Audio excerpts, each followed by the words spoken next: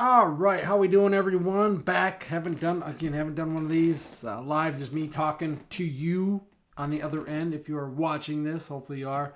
Hopefully you get some knowledge from this. Take it and implement it into your life. And today I want to talk about why training to be athletic for life is the best way to train, in my opinion. Again, this is my opinion. You can go do your yoga, you can do your group class, you can do whatever you want. The main thing is that you're doing something. But I had another example of why training to be athletic today in my everyday life. And when you say athletic, you think being an athlete, and whether it's a football player, baseball player, basketball, volleyball, whatever it is. You think doing all these athletic things, jumping, sprinting, whether it's throwing a baseball, catching a football, dunking a basketball, shooting a basketball, spiking a volleyball, all these different athletic feats. And yes, training to be more athletic can help you in all these different sports, but it's also gonna help you in life, because the regular just lifting some weights or yoga, yeah, that's gonna help you stay in shape, probably feel a little bit better, but it's not necessarily gonna help you move and move better and be able to take on everyday tasks the way you should. Whereas, because you're not training power, you're not training speed in just lifting weights or just doing yoga or just these group classes. You don't see power and speed trained. And those are two of the things that you lose. You also get balance and stability. You're not training these things in all these other aspects. And that's why I think training like an athlete, training to improve your athletic ability, no matter what your age, is going to help. You're not getting the power, the strength, or the speed, the balance, the coordination. And when we get older, we lose power. That's one of the first things we lose. We lose speed. That's another one of the first things we lose, because you have to train those things often to keep them. Whereas strength, you don't have to train it as often. Once you build the strength, it's easier to maintain and not lose it. You could take some time off from it and come back to it, and you're still going to be pretty close. Whereas speed or power, you think that phrase, you don't use it, you lose it. And that's what happens. So I'll tell you a little story. So today I was out on my Sunday morning kind of hike, walk. We got some decent trails and things like that here in River Falls. So I was out walking. I go on this path.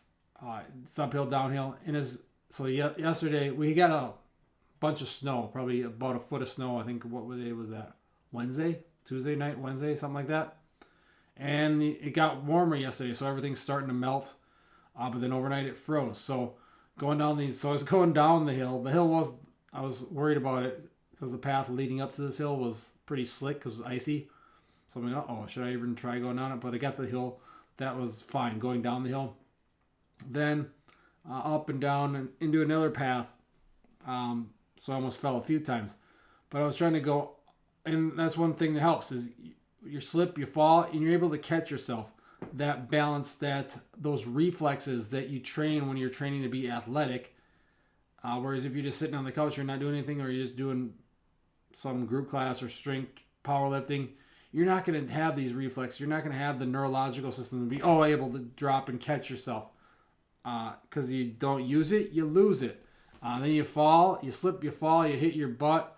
And yeah, you can't say everything, but I've wiped out plenty of times.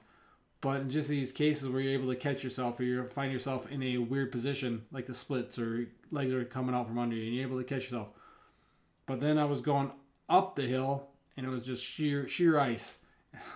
And I was like ice skating up and down, and you can barely get up. It's not like a steep hill, like it's fairly easy to walk up when it's normal, but it's enough where you can't get any grip on your shoes, and you're slipping and sliding, and falling and catching yourself and kind of crawling at points up. But I was able to make it. It took me probably 10 minutes to get up, whereas normally it takes me a minute. But you're slipping and sliding on the glare ice and trying to catch yourself over and over again. And that sheer determination just to get up, I could have easily just slid back down and went another way. But I was like, I'm going to go this way. We'll make it work. And I think that the training to be more athletic helps in cases like that. in situations where you're slipping and sliding on the ice, and you're still able to get up because you got strong legs, you got powerful legs. You can keep your balance. You can catch yourself. You can use all areas of your body. You can bend and move in your body. My body's prepared to be in awkward situations, awkward positions, awkward ranges of motion. Whereas if I didn't train like the way I do, it'd probably be a lot more difficult. If I was fat and out of shape, it'd probably be a lot more difficult. And that's why I think the underestimated or undervalued aspect of training to be athletic helps and comes into everyday life, not just playing a sport or being better at your sport. It helps in everyday life, whether it is climbing a hill or is not slipping on the ice, whether it's walking up the stairs, tying your shoes, all these simple things that we take for granted until you realize that you can't do them without pain, without injury, without huffing and puffing and breathing heavy, because you should not be breathing heavy walking up the stairs, getting off the couch.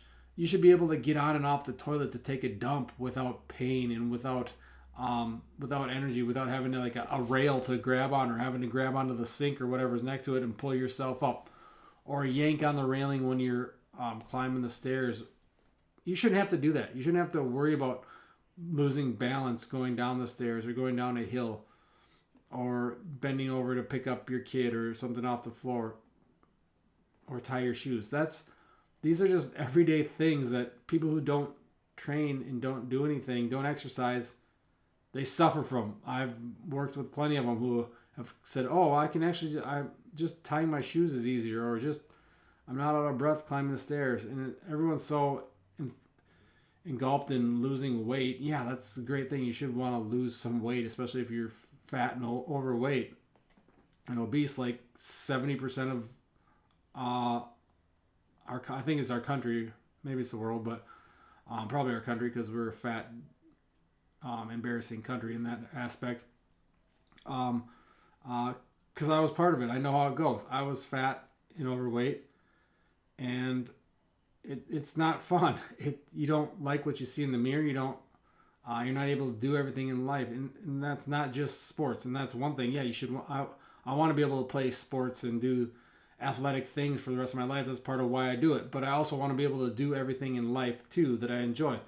I want to be able to get up from when I'm done playing video games and not have back pain, or be able to climb the stairs without worrying about falling down, or just go for a walk, or just take my trash out without worrying about slipping on the ice, or whatever it is.